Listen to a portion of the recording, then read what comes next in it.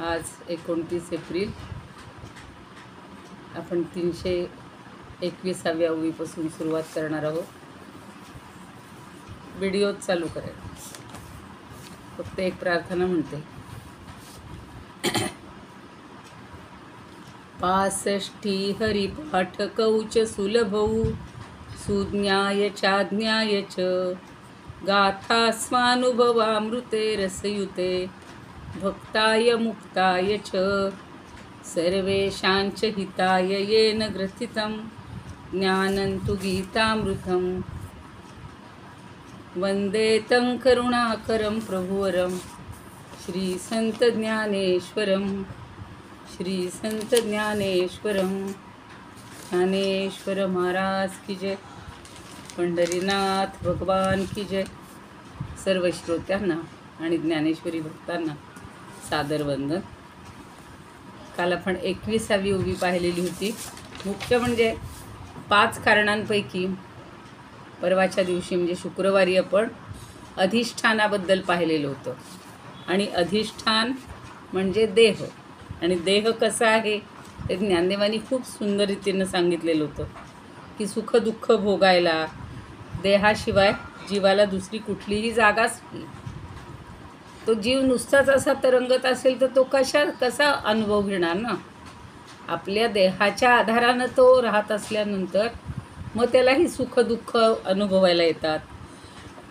किंवा 24 तत्वांचं त्यांनी सांगितलं होतं की हे कुटुंब आहे. म्हणजे 24 तत्वांच्या कुटुंबाचं राहण्याचं एक सामायिक घर आहे. हल्ली मुलांचे असतात बघा असे जे शिकायला किंवा नोकरीला राहतात, ते 5-6 जणात एक बंगला घेतात आणि मग त्यांचं कॉमन एक किचन असतं. किंवा असं परदेशात पण पाहिलं की जे स्टुडंट असतात भारतीय वगैरे आलेले, त्यांच्यासाठी मोठी हॉस्टेल्स असतात आणि मग असंच कॉमन किचन ही एक संकल्पना आहे. माझा मी स्वयंपाक करायचा, ते किचन स्वच्छ करायचं, निघून जायचं. दुसरा कोणी येईल त्यांनी त्याच्या वेळेला करायचं, निघून जायचं. तसं हे 24 तत्व जी आहेत, पंच ज्ञानेंद्रिय, पंच कर्मेंद्रिय, पंच महाभूत, पंच तन्मात्रा आणि मन बुद्धी चित्त अहंकार, या 24 हे राहण्याचं एक सामायिक घर आहे. आणि ते आपलं आपलं काम करतं आणि चालत राहतं, म्हणजे कुणासाठी काही अडत नाही. म्हणून ते सांगतायत की अरे तुला फार काय सांगू पार्था, जागृती, स्वप्न आणि सुषुप्ती या तिन्ही अवस्थांना हा देहच आश्रयभूत आहे. आत्ता आपण जागे आहोत, आपण सगळं अनुभवतो आहोत, वेगवेगळे वर्ग करतो आहोत, वेगवेगळे ग्रंथ वाचतो आहोत, कोण काय सांगते ते ऐकून समजून घेतो आहोत. तर म्हणून हा देह हे अधिष्ठान किती महत्त्वाचं आहे.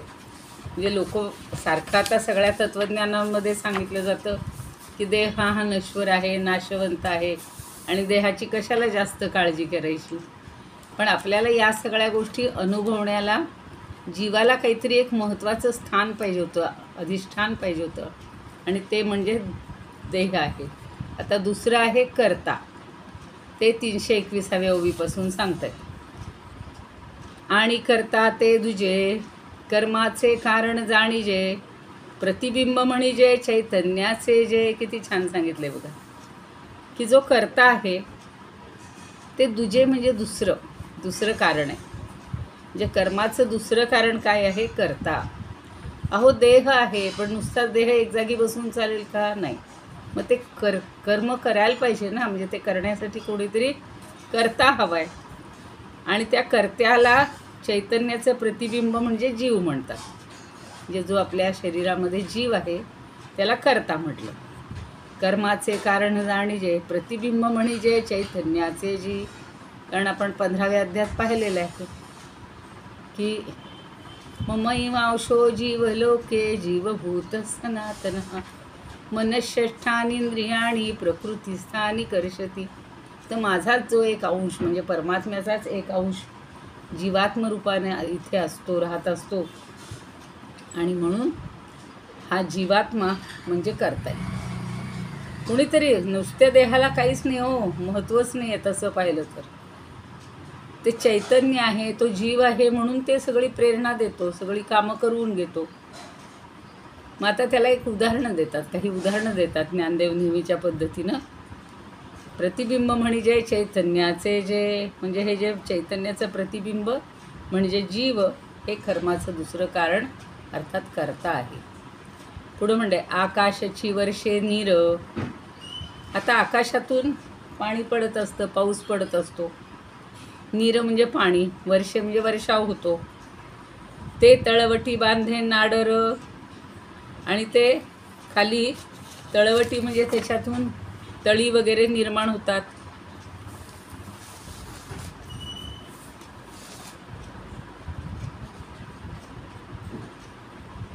नाडरचा अर्थ डबकं. आता चांगली सरोवर तळी होतात ते छान असतं, पण एखाद्या ठिकाणी डबकं पण बनतं. आणि म्हणून त्यांनी म्हटलंय मगज बिंबोनी तदाकार होय जीवी. आणि मग तेच त्या डबक्यामध्ये सुद्धा किंवा त्या पाण्यामध्ये सुद्धा आकाशाचं प्रतिबिंब पडतं आणि ते आकाश त्या तळ्याचा किंवा त्या डबक्याचा किंवा सरोवराचा आकार धारण करतं. मग बिंबोनी तदाकार होय जेवी. आत्ताच त्या मगाच्या दासबोधाच्या समासामध्ये पण ते मधुकाका सांगत होते की समजा आपण एक भांडं घेतलं आहे कुठल्याही आकाराचं, पातेलं असेल, कुंडा असेल किंवा अगदी घट असेल, आणि त्याच्यामध्ये पाणी ठेवलं आणि त्याच्यात जर सूर्याचे किरण पडले तर ते तेवढाच आकाराचे दिसतात की नाही. आणि समजा ते भांडं फुटलं तर ते सगळीकडं मिसळून जातं. तसं इथं सांगतायत की वरचं जे निळभोर आकाश आहे ते ह्या पाण्यात पडतं आणि त्या आकाराचंच होतं, म्हणजे प्रतिबिंबित होतं. आणि मग त्या तळ्याचा, त्या सरोवराचा किंवा डबक्याचा आकार त्या आकाशाला मिळतो. म्हणून दोन शब्द नेहमी या तत्त्वज्ञानाच्या भाषेत सांगितले जातात, मठाकाश आणि घटाकाश. मठ म्हणजे आपलं घर. आता घरामध्ये सुद्धा आकाशाचं असं प्रतिबिंब पडतं, म्हणजे थोडासा येतो त्याचा एक थोडा, म्हणून त्याला मठाकाश म्हणायचं. आणि आपल्या घरामध्ये ठेवलेल्या छोट्याशा भांड्यात जेव्हा ते आकाश दिसतं तेव्हा त्याला म्हणायचं घटाकाश. आता अजून वेगवेगळी उदाहरणं देतात ज्ञानदेव. का निद्रा भरे बहुवे, राया आपण पे ठाऊवे नव्हे, मग स्वप्नीची ये सामावे रंकपणी. त्याच्यासाठी एक जनकाची पण गोष्ट बघू, जमलं तर सांगू. की निद्रा भरे बहुवे, अगदी गाढ निद्रा, बहुवे म्हणजे खूप अगदी पक्की गाढ झोप असल्यानंतर, गाढ झोपेत राया आपण पे ठाऊवे नव्हे.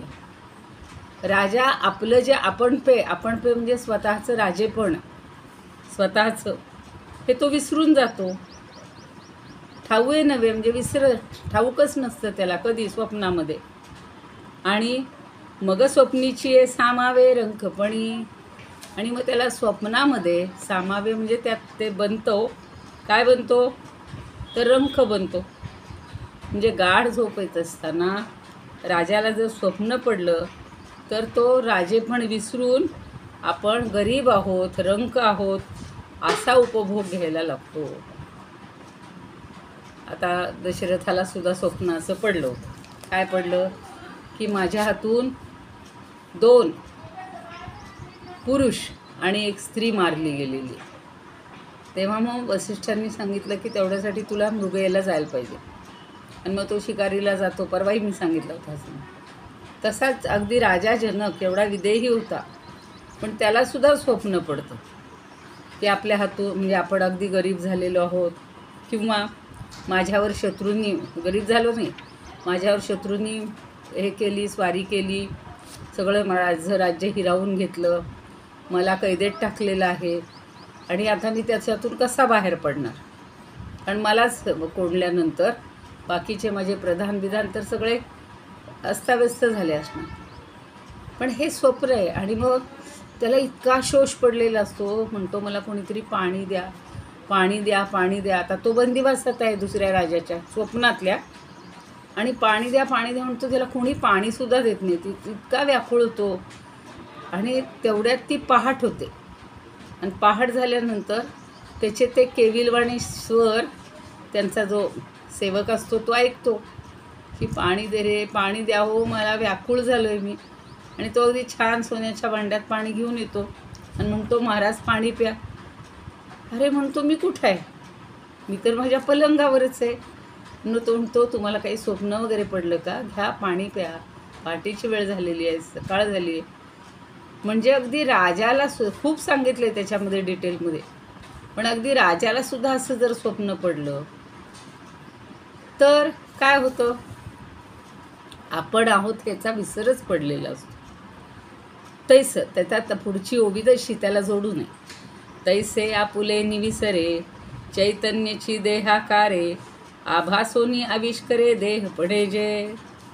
त्याप्रमाणे या चैतन्याला आपल्या चैतन्याचा म्हणजे आपल्या अस्तित्वाचा विसर पडतो आणि ते देहाच्या आकाराने चैतन्याची देहाकारे आभासोनी आविष्करे, त्याचा आभास निर्माण होतो आणि ते चैतन्य मी देह आहे ह्या भावनेनं किंवा या भ्रमानं प्रगट होतं.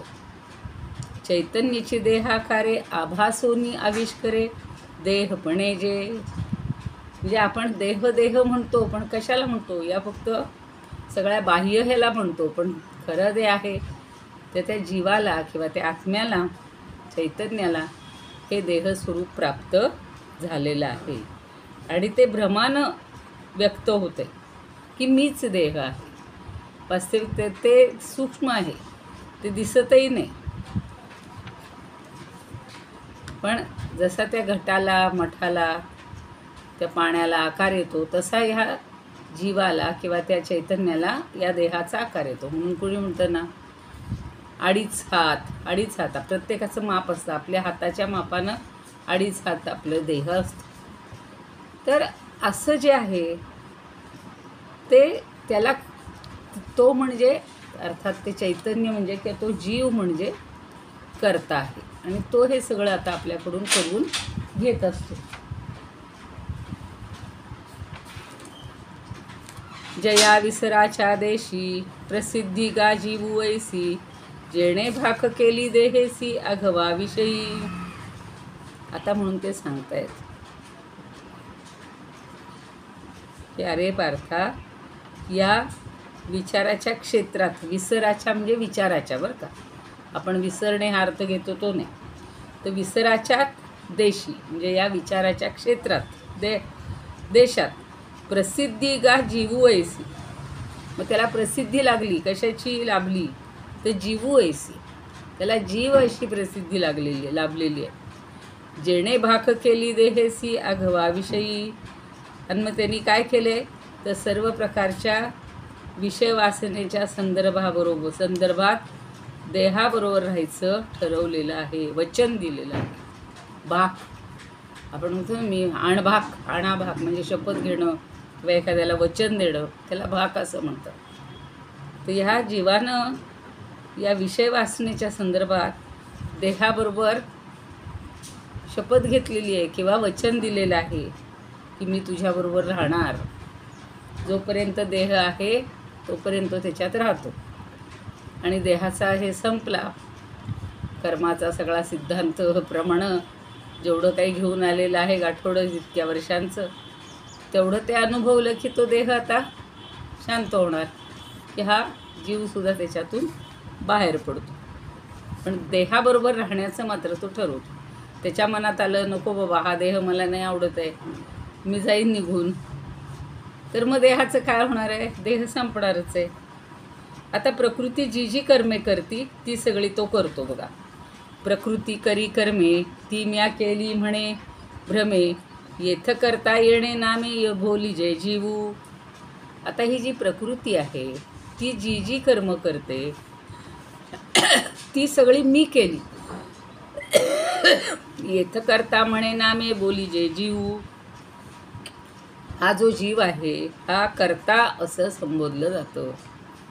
कारण का, की तो समजतोय ही सगळी कर्म मीच करत आहे, ती कर्म माझ्याकडूनच केली जात आहेत. आपण बघा ना, मी हा शब्द तर इतका परवलीचा आहे की कुणी समजा म्हणला हो अमुक अमुक आलेले दिसत नाहीत आज, अहो मी आहे ना इथे, लगेच आपण हात वर करून सांगतो. म्हणजे तो मी हा जो आहे जीव आहे हा सतत स्वतःकडे कर्तृत्व घेत असतो आणि ते देहाच्या आश्रयानं घेतो. देहाशिवाय त्याला काहीही किंमत नाही. बघा आता परवापर्यंत अधिष्ठानचं झालं होतं. एक दोन ओव्या आहेत एक त्याच्या अधिष्ठानाच्या. बहुकाय बोलू निद्रा आणि स्वप्न जागृती या तीन अवस्था ज्या, तया देह मात्र अधिष्ठान एक, म्हणून या देख हेची नाम. करता हे तो दुजे कर्माचे कारण, प्रतिबिंब जाण चैतन्याचे. नभचिते तैसे नभचिते जैसे, वर्षोनिया नीर रची सरोवर महीतळी. तया सरोवरी मग बिंबोनिया राहे होनिया तदाकार. निद्रा भरे भूप आपणा नेणोन, स्वप्निरंखपण धरी जैसा. तैसा स्वरूपाचा पडोनी विसर, होय देहाकार चैतन्य जे. मग देहची मी ऐसे मानिसाच, पावोनी देहीच तद्रूपता. जीव ऐसी संज्ञा तया लागी देती, स्वरूप विस्मृती घडताच. मग देहाचा तो धरी अभिमान, सर्वथा गुंतोन देहधर्मी. प्रकृतीकडोन कर्मे होती जी जी, भ्रमे तिथी माझी ऐसी म्हणे. आणि म्हणून या जीवाला कर्ता असं म्हणतात. म्हणून म्हणलेले प्रकृती करी कर्मे ती म्या केली म्हणे भ्रमे, येथ करता येणे नामे बोली जे जीवू. आता आपल्या सगळ्या अवयवांचा आणि सगळ्या वायूंचा वगैरे कसा त्या ठिकाणानुसार कसं कार्य आहे ते पुढच्या काही ओव्यामध्ये सांगतायत. खरं म्हणजे आता ही काही शब्द त्यांनी इतके छान वेगळे वापरलेत की ते आपण लक्षात ठेवले पाहिजेत. मग पाते यांच्या केशी एकी चौठी दिठी जैसी, मोकळी चौरी ऐसी चिरी वगमे. आता पाते यांच्या केशी, पाते म्हणजे आपल्या ह्या पापण्या. तर खरं म्हणजे काय आहे, एकी चौठी दिठी जैसी. या पापण्यांच्या केसामुळं काय होतं, समोरून पाहणाऱ्याला खरं आपली दृष्टी एकच असते. त्यांनी म्हटलेलं आहे की एकीच उठी दिठी, दिठी म्हणजे दृष्टी. खरं म्हणजे दृष्टी एकच आहे, पण त्या पापण्यांच्या केसांमुळं काय होतं, समोरून पाहणाऱ्याला ती चौरीसारखी, चौऱ्या असतात की नाही केसवाल्या अशा, तर ते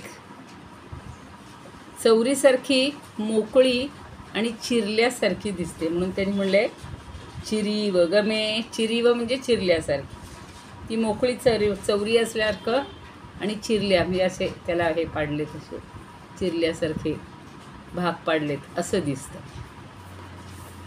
किंवा अजून छान उदाहरणं ते व्यवहारातली देतात.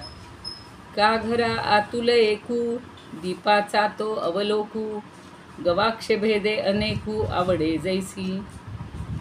आता घरामध्ये एकच दिवा आहे लावलेला. पूर्वीच्या काळी असे दिवेच असायचे आणि ते एक दिवा मध्यावर ठेवला जायचा, म्हणजे बाहेरच्यालाही प्रकाश मिळेल, आतल्यालाही प्रकाश मिळेल. म्हणून ते सांगतात की घरात एकच दिवा आहे आणि त्या दिव्याचा प्रकाश हा कुठून जातो, तर दीपाचा तो अवलोकू. अवलोकू म्हणजे प्रकाश. गवाक्ष भेदे अनेकू, तर इकडे एक खिडकी आहे, तिकडे एक खिडकी आहे, तिकडे एक खिडकी आहे. तर त्या खिडक्यांमधून त्याचा जो प्रकाश आहे तो अनेक प्रकारे भासत असतो, म्हणजे तो अनेक विध वाटतो. आता हल्ली तर किती निघाले ते की दिव्यांचे प्रकार आणि खिडक्यांचे प्रकार. त्या आकारानुसार तो दिव्याच्या जो प्रकाश आहे त्याला आकार तो तसा येतो. शोचे तर भरपूर असतात, झुंबरं असतात, झुंबरे दिव्यांचे असतात, खूप सुंदर सुंदर असतात. मग त्या प्रत्येक खिडकी गणिक त्या दिव्याचं अस्तित्व हे वेगळं वाटतं. खरा प्रकाश एकच आहे, पण बघा ना, ते दिवाळीच्या वेळेला आपण ज्या माळा बांधतो, माळा लावतो, प्रत्येक तो दिवा वेगळा असतो, वेगळ्या रंगाचा असतो.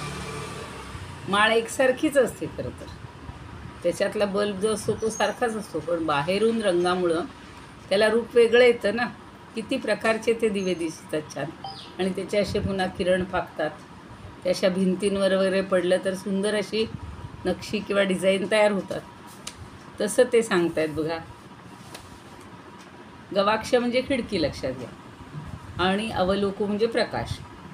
का एकूची पुरुषू जैसा, अनुसरत नवारसा, नवविधू ऐसा आवडो लागे. आता काय म्हणतायत की एकूची पुरुष म्हणजे खरा एकच पुरुष आहे, पण तो काय करतो, अनुसरत नवा रसा. आपल्याकडे 9 रस मानलेले आहेत काव्यामध्ये, माहिती असेल सगळ्यांना. शृंगार, वीर, रौद्र, भयानक, बीभत्स, करुण, शांत, असे सगळे रस आहेत. तर अद्भुत नावाचा एक रस आहे, अद्भुत, सगळं आश्चर्यकारक असं. तर ह्या 9 रसांचं आविष्करण करत असताना तो एकच पुरुष 9विधा दिसतो, 9 प्रकारचा दिसतो. उदाहरणार्थ बघा, एखाद्या त्या नायिकेशी तो प्रणयाचा जेव्हा शेखर असेल तेव्हा त्या शृंगार रसाचा, म्हणजे तो जो नायक आहे तो शृंगार ह्या रसाचा हे दिसतो. नंतर एखाद्या आईबरोबर वगैरे काही जर दुःख झालेलं असेल तर ते बोलत असताना त्याच्या असताना तो करुण रसाचा वाटतो, म्हणजे तो करुण रसच काही व्यक्त होतोय. असं प्रत्येक रसाचं. हास्यरस, मी हास्य सांगायचे राहिले, काहीतरी विनोद झाला की हा हा हा हा हा हा अगदी, म्हणजे त्याचं रूप ते पुन्हा हास्यरसात पुन्हा वेगळंच दिसतं. म्हणजे मनुष्य एकच आहे, पण त्याची 9 रूपं ह्या रसांमुळे दिसतात. अद्भुत, एकदम तो असा आकाशातून अचानक आल्यासारखा अद्भुतता अशी पण दिसते. जसं त्या कालिदासाच्या शाकुंतल नावाच्या नाटकात शकुंतलेवर प्रेम करतो आणि तो निघून येतो आणि म्हणतो की मी थोडे दिवसांनी तुला हे करीन, न्यायला येईन. आणि इकडे काय असतं, ती शकुंतला आपल्या त्या राजाच्या चिंतनात मग्न असते. इतकी मग्न असते की समोर दुर्वास ऋषी येतात आणि ओम भवती भिक्षांदेहि किंवा ऋषी वगैरे आल्यानंतर त्यांचं स्वागत करायचं, त्यांना अर्घ्यपाद्य द्यायचं, खायला द्यायचं, त्यांची सेवा करायची. तर ते त्यांचे शब्दच तिला ऐकू आले नाहीत. 2-3दा म्हणले असतील ते, ओम भवती भिक्षांदेहि, ओम भवती भिक्षांदेहि. तर ती त्या राजाच्या चिंतनात मग्न असते. मग ते इतके चिडतात, नेहमी दुर्वास म्हणलं की संतापी.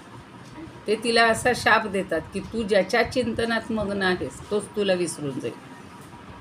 बघा, त्याचा शाप खरा ठरला आणि राजा तिकडे विसरून गेला की आपण इकडे उद्यानात गेलेलो होतो, वनात गेलेलो होतो, कण्व ऋषी नव्हते आणि शकुंतलेबरोबर आपली प्रेम झालेलं आहे आणि ती आता गर्भवती आहे.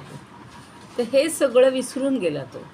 त्यामुळे ती जेव्हा गर्भवती राहते, कण्व परत येतात, त्यांना लक्षात येतं की अंतर्ज्ञानानं त्यांना कळतं. मग तिला पुत्रप्राप्ती झाल्यावर ते सांगतात की आता हिला राजाकडं पाठवणी करा, आणि राजाकडं जातात. तर राजाकडं गेल्यानंतर राजा विसरतोच ना, विस्मरण झाले. तो म्हणतो मला काहीच नाही, हे बहाणा करते म्हणे, स्त्रिया फार हुशार असतात सांगतात, आणि असं खोटा हे करतात, माझ्यावर आळ आलेला आहे म्हणे, तर मी काही तिला स्वीकारत नाही. आणि ती सांगते अरे असे प्रसंग, एकदा तू आलेला होतास तेव्हा त्या हरणाने माझं ओढणीचा पदर पकडलेला होता. असं सगळ्या गोष्टी त्याला आठवण करून देते ती, पण त्याला आठवतच नाही. म्हणून मग एक असा प्रकाशाचा झोत येतो आणि तिची जी आई असते मेनका, ती तिला स्वर्गात घेऊन जाते. असा त्यात दाखवलं आहे अद्भुत रस. असे अद्भुत रस पुष्कळ आहेत. परवा मी तोही सांगितलं होतं की रघु राजा जो होता रामाच्या वंशातला पहिला, तर त्या रघुराजाच्याकडे तो कौत्स आल्यानंतर त्याला दक्षिणेसाठी, गुरुदक्षिणेसाठी पैसे हवे असतात, आणि यानं तर सर्व विश्वजित यज्ञ करून सगळ्याचं दान केले. मग आता त्याच्याकडे पैसेच नसतात, काही नाही, 1 रुपयासुद्धा नाही. तर तो रात्री विचार करतो की मी कुबेरावरच स्वारी करतो. आता कुबेराला भीती पडते की माझ्यावर जर यांनी स्वारी केली तर अख्खा देवांचा खजिना हा लुटून घेईल, कारण एवढा तो पराक्रमी असतो. त्यापेक्षा याच्या घरात म्हणजे खजिन्यात पाऊस पाडा. म्हणून तिथे पाऊस पडलेला आहे. कशाचा? सुवर्ण मोरांचा. मग बघा, ह्या ज्या गोष्टी आहेत ना, ह्याला अद्भुत रस म्हणतात. मग त्या राजाची ज्यानं भूमिका केली असेल किंवा त्या सेवकाची, आणि हो महाराज महाराज महाराज, बघा आपल्या खजिन्यामध्ये सुवर्णमुद्रांचा पाऊस पडलेला आहे. तर ते जे नाटक करणं, ते जे वठवणं अद्भुत रसाचं, हे तो एकच माणूस करत असतो ना. तशी 9 रसांचे त्याला अनुभवतो किंवा त्याचं चरित्र जे आहे, तर तो एकच पुरुष नवविध भासतो. म्हणजे मला सहज एकदा आठवली म्हणून ही उदाहरणं अजून बरीच आहेत. तेवी बुद्धीचे एक जाणणे, श्रोत्रादी भेणे भेदे येणे, बाहेरी इंद्रियपणे फाके जे का.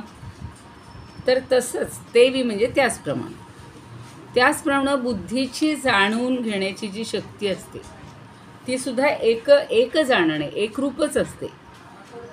पण तरीसुद्धा ती बुद्धी काय करते? श्रोत्रादी भेदे, श्रोत्र, चक्षु, घ्राण आहे ना, या सगळ्या 5 इंद्रियांच्या द्वारे ती भेद पावते. म्हणजे तिच्यात भेद होतात. आणि मग ती प्रत्येकाचा अनुभव वेगळा घेते की नाही. पृथक्विध करणं बाहेर इंद्रियपणे फाके जे का. त्यामुळे त्या इंद्रियांच्या, ज्ञानेंद्रियाच्या बरोबर तिचं जे रूप आहे ते विस्तारत जातं. फाके म्हणजे विस्तारत जातं असं म्हटलेलं. आणि म्हणून पुढं म्हणतात, ते पृथक्विध करण कर्माचे या कारण, तिसरे गा जाण नृपनंदना. अरे नृपनंदना, म्हणजेच राजपुत्रा, तुला ही निरनिराळी जी 5 ज्ञानेंद्रिय आहेत, आणि त्या 5 ज्ञानेंद्रिय हे या कर्माचं तिसरं कारण आहे. म्हणजे करण म्हणजे साधन. तर सगळ्यात महत्त्वाचं आहे ना. नुसता देह मिळाला, जीव असला तरी काय उपयोग आहे. पण त्या देहाची जी ही इंद्रिय आहेत ही सगळी कार्यक्षम असतात आणि ती साधन म्हणून वापरतात. बघा ना, आता मला समजा त्या यूट्यूबवरचं एखादं काहीतरी ऐकायचं आहे, तर त्याच्यासाठी मला माझ्या श्रोत्राचाच उपयोग करून घ्यावा लागतो ना. तेव्हा डोळ्यांची फारशी गरज नाही आहे. पण तिथे एखादी घटना एखाद्या कार्यक्रमाला आपल्याला जायचं, तर तिथे समक्ष जाऊन आपण डोळ्यांनी जेव्हा ती सगळं वैभव पाहतो किंवा त्या नवरा नवरीला आशीर्वाद देतो, जे काय असेल, जो कार्यक्रम असेल, मुंज असेल त्या बटूला, तर हे प्रत्यक्ष घडतं. त्या डोळ्यामुळंच घडतं. त्या सुंदर सुंदर फुलांच्या माळा पायघड्या घातलेल्या असतील, तर त्या फुलांचा स्पर्श आणि सुगंध, हे दोन्ही गोष्टी आपल्याला 2 म्हणजे घ्राणेंद्रिय आणि त्वगिंद्रिय याच्या आधारे अनुभवता येतं. तर म्हणून निरनिराळी 5 इंद्रिय ही कर्माचं करण आहे.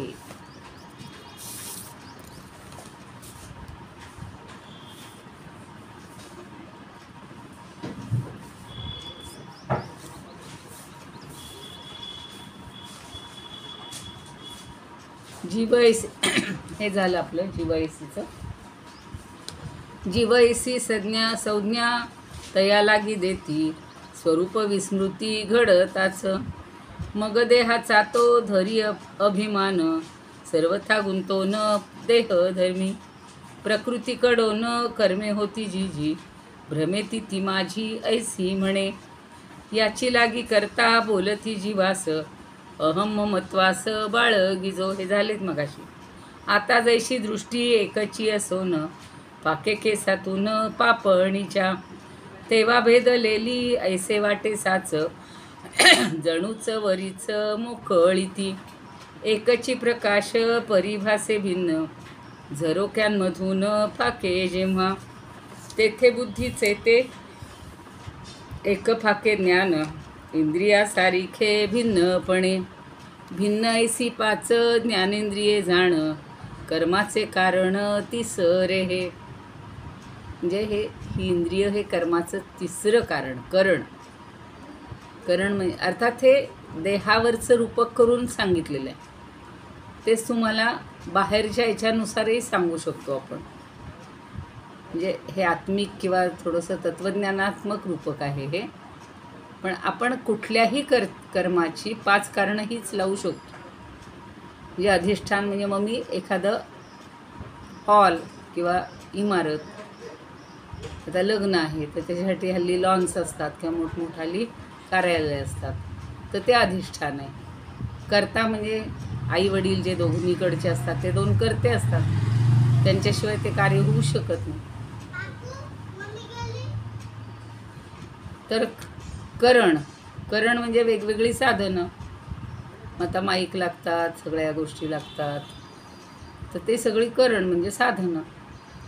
आणि विविध हास्य आता पुढे आपल्याला चेष्टा येतील तेव्हा चेष्टाचं बघू की आपण खूप हे काम कर ते काम कर बऱ्याच हालचाली करतो, त्याला चेष्टा. ते 5वं म्हटलेलं आहे, नाही 5वं दैव म्हटलेलं आहे. आता एकची ते पाणी परी नदी नद घडे हा प्रवाद ओघ भेदे, एकची पुरुष 9ही रसांचा आविर्भाव साचा दावी जेव्हा, तेव्हा नवविध ऐसा वाटू लागे असोची निजांगे एकला तो. तैसी क्रियाशक्ती प्राणवायू माझी अखंड असे जी मूळचीच, वाटली ती जाय नानास्थानी जेव्हा ऐसी भासे तेव्हा नानाविध. इथंपर्यंत झाले, तर आपण बघूया. इदमुपकर्तुं भुवनमण्डलं समुदितमिव भास्करं सादरं वन्दे ज्ञानेश्वरं. त्रिभुवनमाता भगवद्गीता लोकमङ्गला लोकविश्रुता लोकहितं संततं ध्यायता, येन ज्ञानेश्वरी विरचिता श्रित्वा प्राकृतगिरं सादरं वन्दे ज्ञानेश्वरं सादरं वन्दे ज्ञानेश्वरम्. आरती ज्ञानराजा महाकैवल्य तेजा, सेविती साधू संत मनुवेधला माझा. आरती ज्ञानराजा लोपले ज्ञान जगी इत नेणती कोणी, अवतार पांडुरंग नाव ठेविले ज्ञानी. आरती ज्ञानराजा कनकाचे ताट करी उभ्या गोपिका नारी, नारद तुंबरू हो सामगायन करी. आरती ज्ञानराजा प्रगट गुह्य बोले विश्वब्रह्मची केले, राम जनार्दनी पायी मस्तक ठेविले. आरती ज्ञानराजा महाकैवल्य तेजा, सेविती साधू संत मनुवेदला माझा. आरती ज्ञानराजा. ज्ञानेश्वर महाराज की जय, पंढरीनाथ भगवान की जय. सकाळसारखंच झालंय, कुणाला विचारायचं असेल विचारा, नाही तर मी अजून 2-3 ओव्या घेते.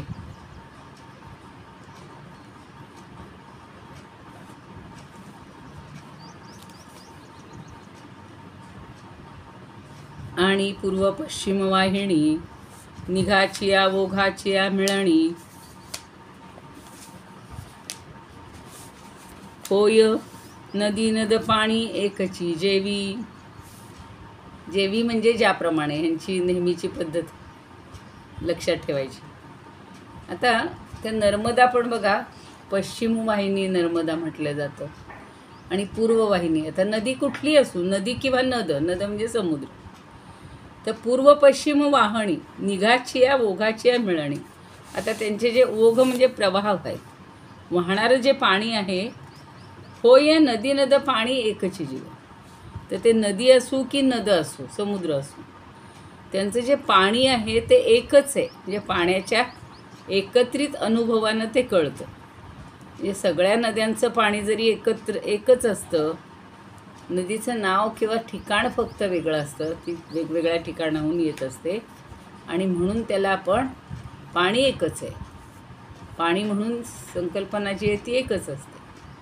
मग ती पूर्व वाहिनी असू की पश्चिम वाहिनी असू, नदी असू की नद असू, असं सगळं सांगतात. आता तसंच पुढं मी जे म्हटलं होतं की आपल्या शरीरामध्ये जसं इंद्रियांचं सांगितलं तसं पंचप्राण प्रमुख आणि पंच उपप्राण आहेत, त्यांचीसुद्धा जागेनुसार कार्य वेगळी आहेत. आपण सगळीकडे ती तत्त्वज्ञानात म्हणून शिकलेले आहोत, पण इथेही पुन्हा तेच समजावून देत आहेत. तैसी क्रियाशक्ती पवनी असे जे अनपायिनी, ते पडिली नाना स्थानी नाना होय. आता तशीच ही क्रियाशक्ती काय असते? पवनी. पवनी म्हणजे वाऱ्याच्या ठिकाणी, अर्थात प्राण. प्राण, अपान, व्यान, समान, उदान हे जे 5 मुख्य धातू आहेत, तर त्यांच्या ठिकाणी कशी असते? ती अनपायिनी. अनपायिनी म्हणजे अखंड, न थांबणारी. एक क्षणभर जरी म्हणजे ज्या वेळेला हनुमंतानं सूर्यावर झेप घेतली, फळ आहे समजून, आणि त्यावेळेला इंद्रांनी त्याला वज्र टाकून त्याच्या हनुवटीवर जखम झाली, म्हणजे तो पडलाच खाली. पण त्यावेळेला वायूला राग आला आणि त्यानं सगळ्या या सृष्टीतलाच तो वायू त्यांनी रोखून धरला. तो जर चालत असेल, त्याच वाऱ्यामुळं सगळी ही सृष्टी चालू राहते, तिचं चलनवलन. तसं जर आपल्या शरीरातला एक प्राण जरी असा रोखला गेला एक क्षणभर, संपतोच ना, म्हणजे माणूस तिथेच संपतो. तर अशी ही क्रियाशक्ती आहे की ती प्राणाच्या ठिकाणी सुद्धा अखंड असते, फक्त ती बहुविध होते आणि ती अनपायिनी म्हणजे अखंड चालू राहते. ते पडिली नाना स्थानी नाना होय. ती नाना ठिकाणी असल्यामुळं ती नाना प्रकारची अनुभवायला येते. आता नाना ठिकाणी म्हणजे वाणीच्या ठिकाणी कशी आहे, आता प्रत्येक ठिकाणी, हाताच्या ठिकाणी, चरणाच्या ठिकाणी कशी आहे ते पुढं सांगितलेलं आहे.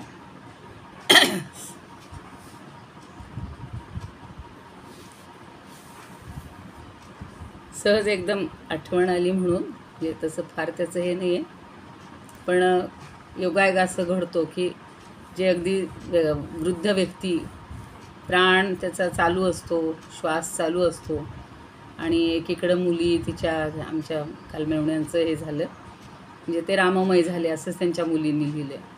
तर ते म्हणे अगदी संथ श्वास घेत होते आणि एकीकडे राममय, राम राम असं आम्ही हे करत होतो, जप करत होतो. तर त्याच क्षणी एक क्षणभर तो श्वास रोखला गेला किंवा बाहेर पडला आणि त्या ठिकाणी ते शांत झाले. तर असं जे आहे, म्हणून मी म्हटलं होतं की आपण सगळे मिळून एक क्षणभर हे करूया, श्रद्धांजलीसारखं. तर फक्त शेवटचा श्लोक म्हणूया आणि थांबूया.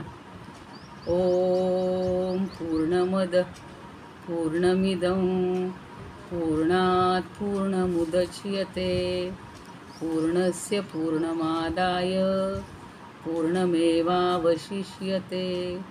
ओम शांती शांती शांती.